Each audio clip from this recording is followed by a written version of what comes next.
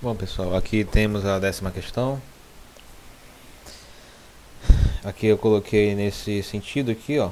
Inicia aqui nosso algoritmo e continua aqui na próxima segunda coluna, porque se eu deixasse inteiro iria passar do slide e ficaria ruim para vocês verem. Bom, continuando aqui, né? Vamos iniciar aqui a nossa introdução à linguagem C.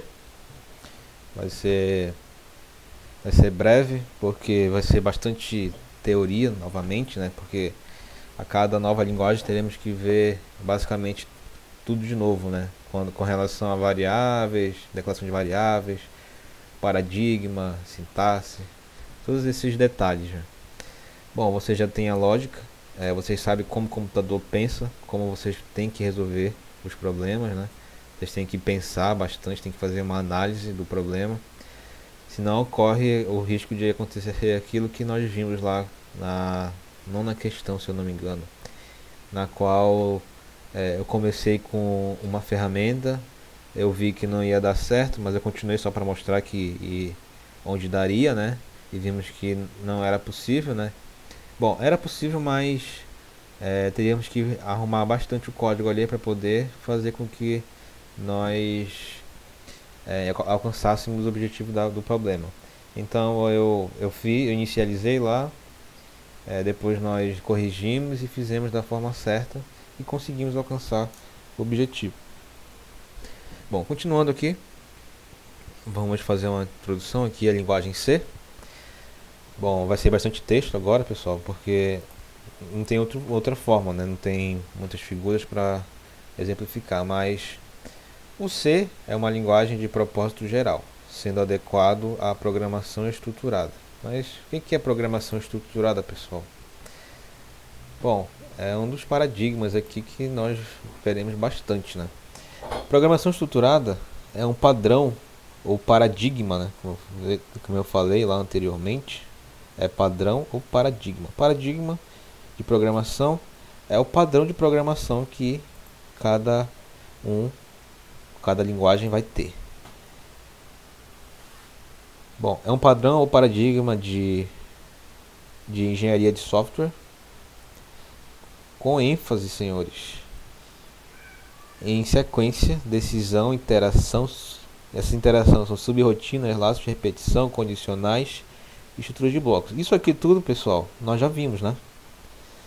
Nós já vimos no decorrer da nossa aula de lógica, né? Vocês sabem aqui como é a estrutura de cada uma dessas aqui, ó. Sequência de decisão, as interações que a gente já viu aí, a estrutura de repetição. Eu vou até deixar sublinhado. Isso aqui já vimos e daqui para frente vai ser isso em todas as linguagens que nós pegarmos e que vocês verão aí futuramente também.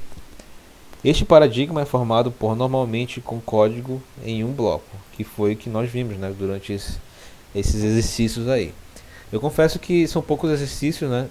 Vocês fizeram, acho que nós fizemos no total, acho que uns 30 exercícios. Assim, é pouco porque temos que praticar mais e mais. Alguns aí estão tendo dificuldade, mas isso é normal.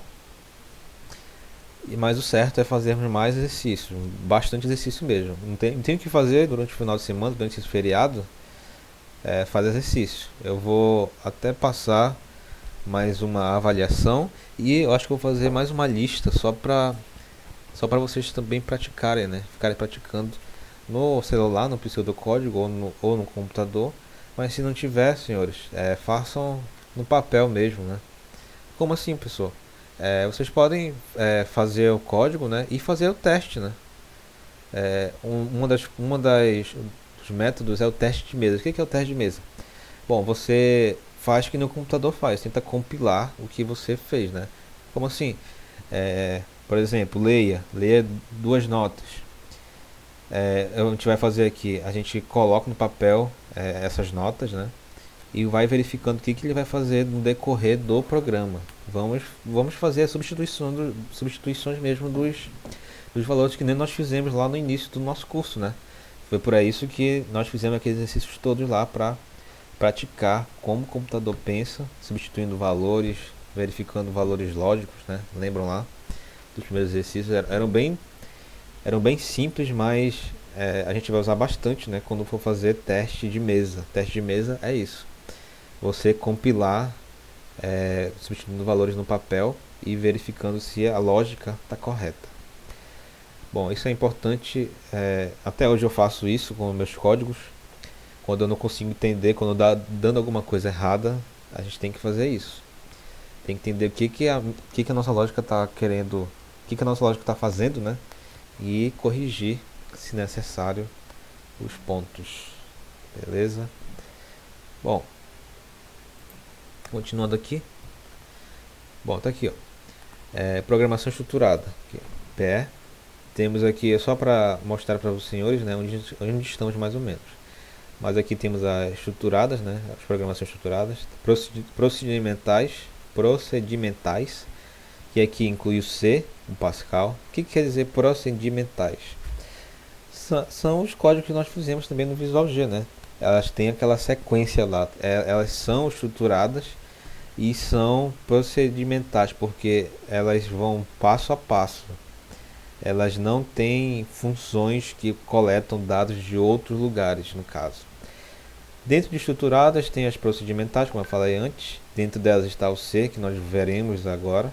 Mas a lógica, o Visual G também é semelhante, só que vamos usar o C, que tem mais recursos, tem mais ferramentas, tem bastante coisa. O Visual G era mais para nós treinarmos a nossa lógica, mas é necessário. Se caso, às vezes eu utilizava o Visual G para verificar se a minha lógica estava correta. É perfeitamente viável você pegar o seu algoritmo Visual G e passar para C. É bem simples, né? A lógica vai estar correta. Se tiver certa no Visual G, vai estar certa na linguagem C, ou no Pascal, ou qualquer outro. Bom, dentro das estruturadas ainda tem as orientadas a objetos. Bom, programação orientada a objeto é outro paradigma na qual nós conseguimos abstrair, né, abstrair as principais características do mundo real. Eu não vou entrar muito em detalhe, mas exemplos disso é o Java, por exemplo, o sistema operacional Android, nosso sistema operacional Android, ele funciona com programação orientada a objeto, que é o POO. Nele são implementados vários procedimentos que são embasados nessa POO. Além do Java, né, lembrando que o Android ele é embasado diretamente no Java, temos aqui o C++, que é diferente desse C aqui que nós vamos iniciar os estudos. Bom, não estruturadas já foram até basicamente extintas, né, o Fortran e o Basic, que foram as primeiras linguagens. E é basicamente isso, só para explicar onde nós estamos mais ou menos, né? Estamos na parte estruturada, programação estruturada, procedimentais, parte C. A parte de PO, ela lembra também os procedimentais. Ela também utiliza, ela engloba isso aqui tudinho também, pessoal. Então, quando vocês forem lá começar a estudar a parte de programação orientada a objetos, vocês vão estar totalmente embasados aqui, tanto na lógica quanto na linguagem C. Bom, continuando aqui. A linguagem C ela é mais utilizada para escrever compiladores, analisadores léxicos, banco de dados, editores de texto. Bom, pessoal, essas afirmações aqui, os compiladores são justamente essas ferramentas aqui que nós utilizamos para verificar os nossos códigos, né? Eu não me surpreenderia se por detrás desse Visual G, com certeza deve ter o C rodando para nos orientar, para nos auxiliar. A linguagem C ela é a base de tudo, por isso que ela é a base de tudo, no caso. Como eu falei na figura anterior, todas as outras linguagens elas ficam embasadas no C por conta disso, beleza? é a linguagem de mais baixo nível que tem. Por isso que ela é bastante utilizada em sistemas embarcados e outros sistemas que necessitam de resposta, porque eles estão quase a nível de máquina. Bom, analisadores léxicos, pessoal, é um passo antes do compilador, né? Compilador, como eu falei, são programas que passam os nossos códigos, nossos algoritmos para a linguagem de máquina, de computador, e fazem aquelas operações todas lá, beleza? Banco de dados a gente também utiliza bastante, né? A linguagem C, mas cada um vai ter o seu, por debaixo vai ter a programação em linguagem C, editor de texto, entre outros. A linguagem C pertence a uma família de linguagens cujas características são portabilidade, ou seja, você pode, como eu falei antes, a gente pode pegar a lógica de programação que nós fizemos no Visual G, pode passar para o C ou pode passar para qualquer outra linguagem de programação, mas temos que readequar quanto à sintaxe, mas a lógica, essa portabilidade a gente vai poder utilizar em outros. Modularidade, pessoal, pegar o nosso código e expandir, colocar mais funções, colocar mais funcionalidades. Compilação separada. Bom, uma das funções também que veremos é que poderemos fazer funções separadas e ir fazendo uma por uma, chamando cada função dessa. Isso é compilação separada, pessoal. Recursos de baixo nível, como eu falei, a linguagem C ela é o mais próximo da linguagem de máquina. Acredito que acima dela só tem o assembly. Assembly antes de assembly é 0 e 1, pessoal. Então, só para vocês terem uma ideia, temos aí os zeros e uns, que as máquinas se comunicam, né? Depois temos o assembly, que utiliza alguns recursos, né? E temos o C, que é o mais baixo nível também.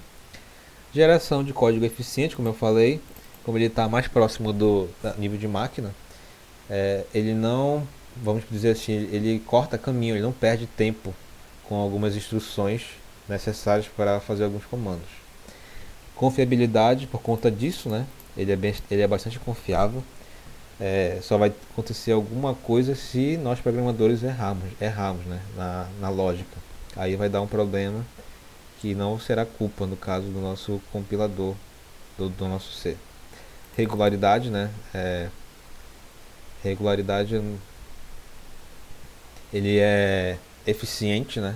Isso tem a ver com performance. Regularidade tem a ver com geração de código eficiente, com recurso de baixo nível, porque, como eu falei antes, ele é o mais próximo da máquina. Simplicidade.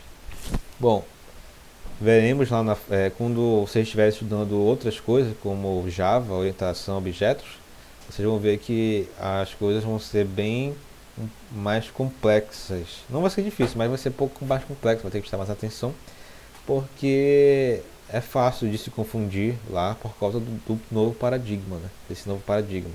Mas em comparação com o C é bem mais simples com relação a isso e não deixa as coisas ambíguas, né? Vocês verão, eu espero, em programações mais avançadas, essa parte aí. Eu espero que vocês lembrem desse meu comentário aqui com relação ao C e a outras linguagens. Facilidade de uso, pessoal. Bom, vocês estão iniciando, daqui a algum tempo vocês, eu espero, estejam mais habituados com essas linguagens e vão verificar que de todas as linguagens é mais fácil usar as linguagens baseadas aí no C, né? Elas são bem mais simples porque dá para conseguir conversar com o computador do jeito que nós queremos. Lembrando que a linguagem mãe aí na programação é o inglês, então veremos muito essas palavras em inglês para conversarmos com o computador, beleza? Continuando aqui com nossa aula, né? Temos aqui a sintaxe, não são regras detalhadas para cada construção válida na linguagem C. Bom, eu recordo que eu falei para vocês sobre a sintaxe, né? Na linguagem C também isso não vai ser diferente. Teremos que usar palavras reservadas na linguagem C para poder conseguirmos conversar com o computador. E como eu falei antes, a linguagem mãe é inglês, então são palavras em inglês que são dedicadas a conversar, né, com o computador. Estas regras estão relacionadas com os tipos. Lembre lá dos tipos de dados, né, que vimos lá na lógica de programação, vai ser basicamente a mesma coisa. As declarações, as funções e as expressões. A única coisa nova aqui que teremos, pessoal, são as funções, né? Lembrando que nós vimos também funções lá no Visual G, né, que era seno, cosseno, SQRT, aquilo lá são funções, né? Você só faz chamar aquilo lá e utiliza. Aqui também há funções e também poderemos fazer funções.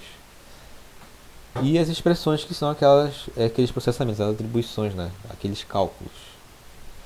Bom, os tipos definem as propriedades dos dados manipulados em um programa, inteiro, real, caractere e assim vai, pessoal. Só que em inglês, né? Vai ser int, float, double e assim sucessivamente. Veremos isso aí mais pra frente. As declarações expressam as partes do programa, podendo dar significado a um identificador, como nós vimos, né? Alocar memória, definir conteúdo inicial, definir funções. Bom, vimos que teremos que também fazer aqui os nossos identificadores e tem que ser seguindo aquelas recomendações, né? Tem que ser identificadores que lembram o problema, né? E nós vimos também isso aqui, né? Esses identificadores eles alocam a memória para que nós possamos guardar os nossos dados lá dentro. Definir conteúdo inicial, como vimos lá no estudo de repetição, né, nos vídeos anteriores, vai ter necessidade de nós iniciarmos as variáveis, né? Por conta daquilo que eu falei, né?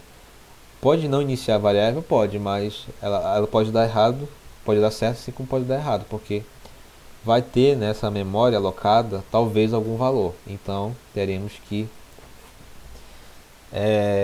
atribuir logo um valor inicial. Esses valores aqui na memória, eles são lixos de memória muitas vezes, então isso é comum. E definir funções, né? As funções, como eu falei aqui anteriormente, há funções prontas e dessa vez aqui no C nós podemos fazer as nossas funções. Continuando, as funções especificam as ações que um programa pode executar quando roda. Bom, veremos que e poderíamos fazer nossas funções e no decorrer do programa a gente pode chamar essas funções e resolver o problema que nós detectamos logicamente na análise da questão. A determinação e alteração de valores vem como a chamada de funções de entrada e saída, I/O, né? Input, output. Deixa eu colocar em parênteses aqui para guiá-los. Input, output, que significa, né, entrada, saída. Bom, são definidas nas expressões. Veremos isso aqui mais para frente também. As funções são as entidades operacionais básicas dos programas em C, que por sua vez são a união de uma ou mais funções executando cada qual o seu trabalho. Como eu falei anteriormente, né, nós podemos separar essas funções e depois chamar dentro do problema para resolvermos uma parte dele. Há funções básicas que estão definidas na biblioteca C, como eu falei anteriormente. Um exemplo dessas funções provavelmente pode ser o seno, cosseno, tangente, número da raiz quadrada e assim sucessivamente, semelhante ao Visual G, beleza? Continuando aqui, pessoal, as funções printf e scanf, por exemplo, permitem respectivamente escrever na tela. O printf, senhores, agora é o escrever na tela e ler na tela é o scanf. Logicamente que cada um vai ter uma forma de se fazer. Aqui no C, o print F é escrever e o scanf é ler. os dados a partir do teclado. Beleza? O programador também pode definir novas funções, como eu falei anteriormente, né, em seus programas, como rotinas para cálculos, impressões, etc. Todo programa C inicia sua execução chamando a função main. Bom, pessoal, como eu falei anteriormente, né, há várias funções já pré-determinadas no C. E entre elas tem essa aqui que é a função principal. Ela deve ser inicializada para podermos fazer com que o nosso programa inicie, sendo obrigatória a sua declaração no programa principal. Beleza? Bom, comentários no programa são colocados entre barra e asterisco e barra, não sendo considerados na compilação. Bom, da mesma forma que no Visual G, que eram duas barras, né? Lembrando, deixa eu até colocar aqui, Visual G são duas barras. O comentário. Isso é importante, pessoal, também para nos guiarmos, e são boas práticas de programação você indicar os locais, né? Bom, cada instrução encerra com ponto e vírgula. Bom, agora, lembrando que no Visual G não tinha nada, né? Agora vai ter que ter.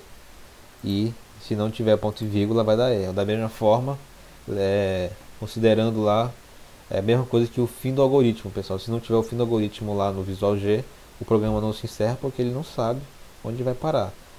Aqui é a mesma coisa.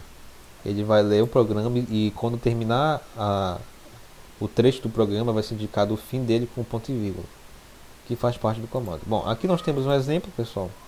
Main inicia com main, né, como falou, na função obrigatória. Aqui agora, em vez do início, esse daqui, ó, vou até colocar comentário. Aqui é o início do algoritmo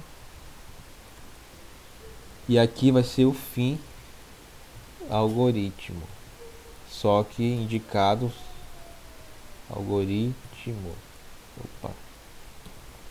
só que indicado pela chave, né, pessoal? Chave virada para a direita, início do algoritmo. Aqui é feito os comandos. Aqui tem um exemplo, printf oi e fim do algoritmo. Bom, pessoal, por hoje é só. Só fizemos inicializar aqui a parte de definição de conceitos, mas continuaremos aqui depois com a parte tipo de dados, toda aquela parte que inicializamos lá no lógica de programação, e partiremos para os exemplos em compiladores que eu vou verificar ainda, mas a princípio vai ser para começar vai ser online, para não sobrecarregar o celular e o computador de vocês, e depois eu verifico uma ferramenta mais adequada para ambos. Beleza?